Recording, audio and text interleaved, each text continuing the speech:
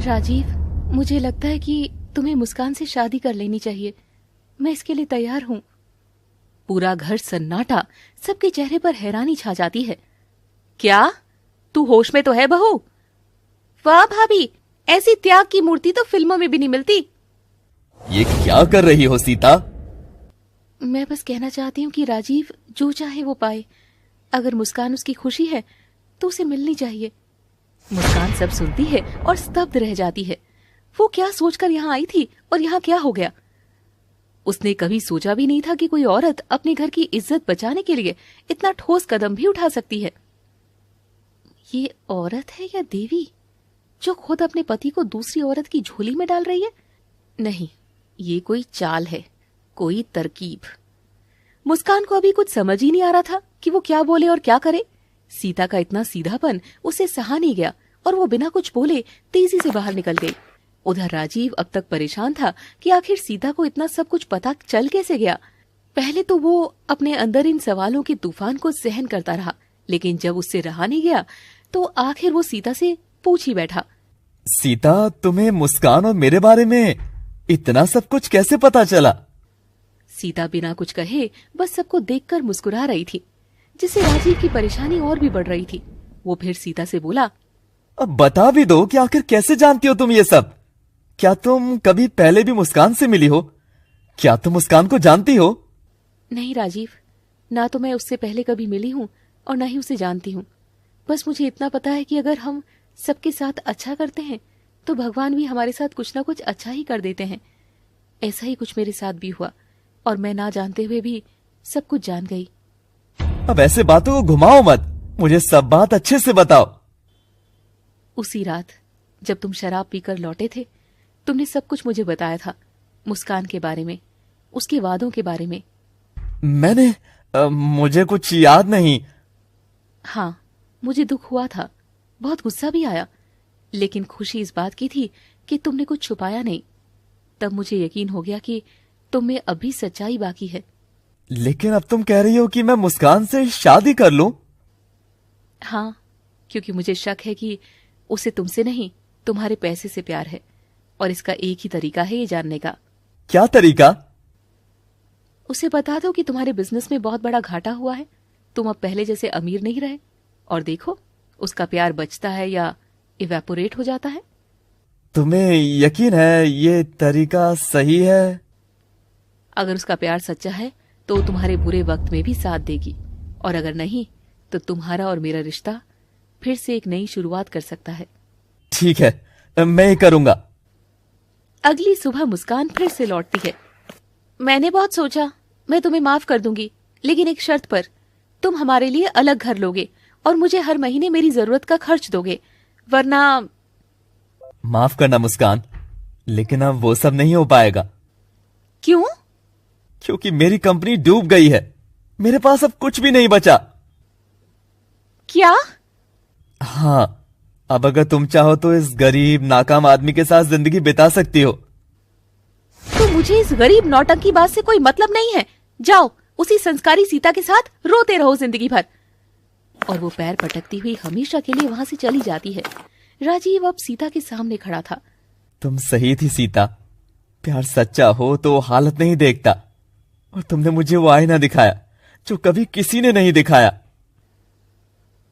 अब जब आईना साफ है तो चलो एक नई शुरुआत करते हैं। मुस्कान के जाने के बाद पूरे घर में जैसे कोई भारी बोझ उतर गया था। सीता, आज तुमने जो किया वो कोई सामान्य बहू नहीं कर सकती। तुमने इस घर को एक औरत की चालबाजी से बचा लिया बेटा। सच कहूं भाभी, पहले तुम्हारे लिए मन में ईर्ष्या थी, अब गर्व है कि तुम हमारी भाभी हो। सीता, मैंने तुम्हें बहुत सताया, तुम्हारी हर बात में कमी निकालती रही, लेकिन तू फिर भी चुपचाप सब सहती रही। माँ जी, आपके लिए कभी कोई शिकायत नहीं थी, क्योंकि मुझे इस घर को अपना बनाना था, और वो भी रिश्तों की इज्जत किए बिना नहीं होता। कमला सीता को गले से लगा लेती है, लेकिन तभी कमला की आंखें घूम जाती है और वो सीता की गोद में गिर जाती है।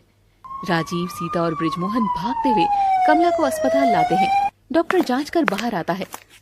कमला जी की किडनियां बहुत कमजोर हो चुकी हैं, अब डायलिसिस भी बहुत लंबा नहीं चल पाएगा। उन्हें जिंदा रखने के लिए जल्द से जल्द किडनी ट्रांसप्लांट करना होगा।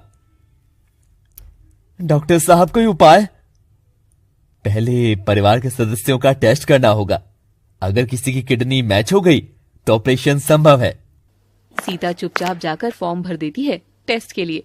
ब्रिजमोहन, राजीव और रिंकी भी टेस्ट कराते हैं, लेकिन रिपोर्ट आने पर इनमें से किसी की किडनी मैच नहीं हुई, लेकिन एक रिपोर्ट है जो बिल्कुल परफेक्ट है। किसकी? सीता जी की। नहीं, हम सीता की सेहत को खतरे में नहीं डाल सकते। पिताजी, जिस माँ ने मुझे बेटी से बढ़कर अपनाया, क्या मैं उसकी जान बचाने के लिए इतना भी नहीं कर सकती? लेकिन सीता, मैं तुम्हें खो नहीं सकता। आप मुझे खो नहीं रहे, मैं इस घर को जोड़ रही हूँ। ऑपरेशन का दिन आता है। कमला बेहोशी की हालत में थी। सीता स्ट्रेचर पर जाते हुए राजीव का हाथ पकड़ती है। अगर मुझे कुछ हो जाए तो माँ को ये मत बताना कि मेरी वजह से वो बची हैं। बस इतना कहना कि उनका आशीर्वाद ही मुझे जिंदा रखेगा। राजीव की आंखों में आंसू थे। घंटों बाद डॉक्टर बाहर आता है।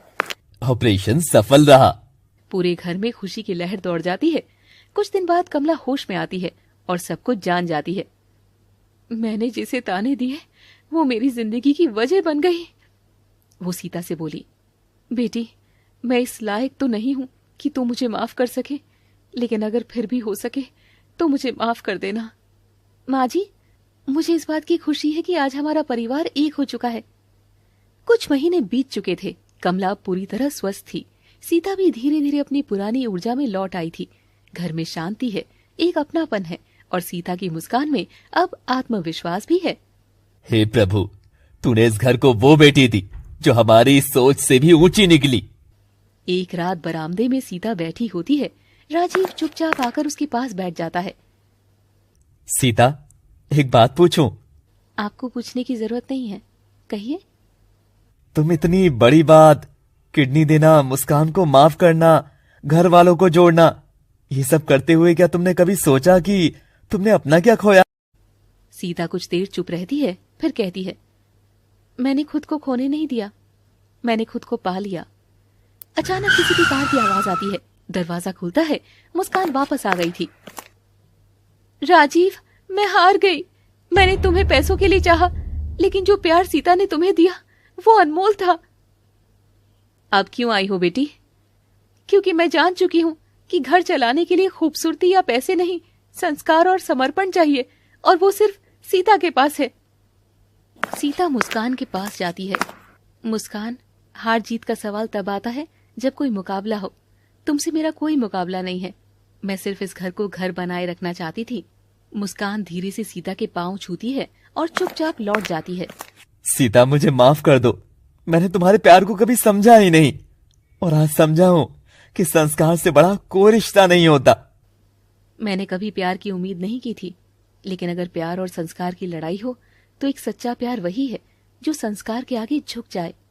मैं हारी नहीं, जीती भी नहीं, मैं बस बनी रही, एक बहू, एक बेटी और एक औरत, जिसने अपनी लड़ाई अपने अंदर लड़ी और दुनिया के सामने सर ऊंचा किया।